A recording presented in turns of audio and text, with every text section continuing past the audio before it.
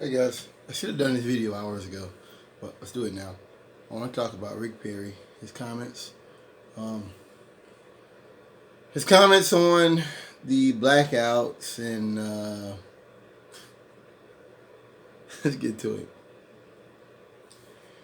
Rick Perry, in essence, said that there's people who might be looking at the blackouts as, on the left, as a chance to uh, push, our wacky theories or whatever. And it just, let me read his comments before I go into it. It says, going days without power is a sacrifice Texas be willing to make, means keeping federal regulators out of the state's power grid. I was watching on the left, it's a situation in Texas, there's opportunity to expand the top-down radical proposals. Texas would be without electricity for longer than 3 days, keep the federal government out of the business. Try to let whatever the crisis of the day is take your eye off having a resilient grid that keeps America safe, personally, economically, and strategically. This doesn't keep America any of those things because the power grid is not connected to the rest of the country. That doesn't make sense.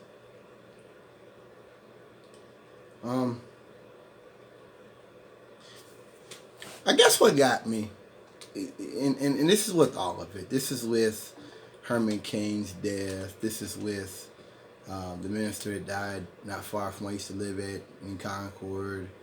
That reverend that died of COVID. This is many of the other ones that have died. That they knock these things. These things aren't real.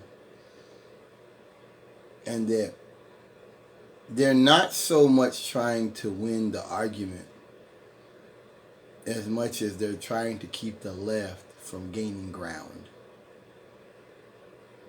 This is an example of that. I don't know if I said it the right way, but I'm sitting up there getting ready to make dinner. It just hit me about just how cold-hearted and vicious that kind of thinking really is.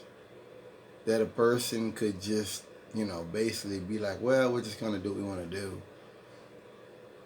But the most important thing isn't providing services for our people and our communities.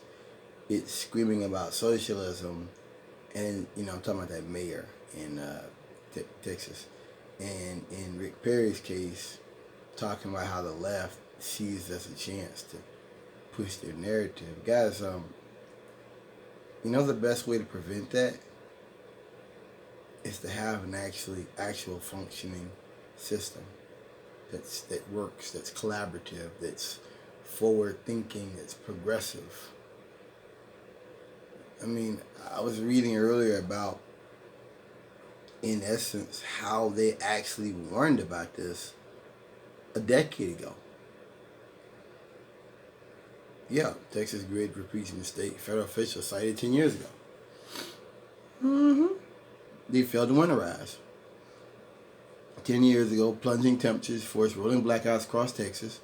More than 3 million people without power. Super Bowl was played outside Dallas. Now with a near identical scenario following the Texas cold snap, Texas power regulators are being forced to answer at unusually cold temperatures for so much of the state's power generation offline when Texans were trying to keep warm. Yeah, this is what I'm talking about. This is what I'm talking about. And then you want to turn around and blame on Green New Deal. You can't do that. When I used to haul gas, they had these machines called Vita readers. What a Vita reader is, it's a gauge. It's a sensor. It's down in the tank at the gas station. And the new ones, the way it's supposed to work, they give you the temperature. They give you the amount of water that's in the tank detected. They give you the amount in the tank, the amount the tank can hold, the time, the date, everything you need to know more about how to do your job. But I was always told to trust them. I'm like, to stick them anyway. I'm like, why can't we trust them? Because these rednecks don't maintain the technology. They don't. In fact, to them, it's funny to them. They think it's funny. So it's not unusual to come across a Vita reader that's like 90s shit. And the printer's putting the receipt out the wrong way. The printer's not working. Like, it's not unheard of for that to happen. Not at all, you know. And that's what I learned about rednecks, period, is that they don't maintain the technology. They don't maintain it. They don't upgrade it. A lot of times they don't know how to use it. And so then they'll say, don't you just love computers? Well, you would if you know how to use them. You know, this is just rednecks choosing not to embrace and invest in forward-thinking progressive technologies. And once again, what hurts me the most, you know, because I spoke about it earlier, and I spoke about it yesterday. And I felt like I was a little harsh on people. Maybe I was, whatever.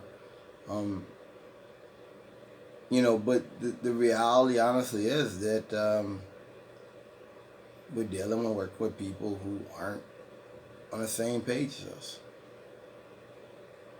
They just aren't. Not on the same page. They're not going to be on the same page. And, you know, they always talk about how we're being politically divisive. What is this? Rick Perry talking about.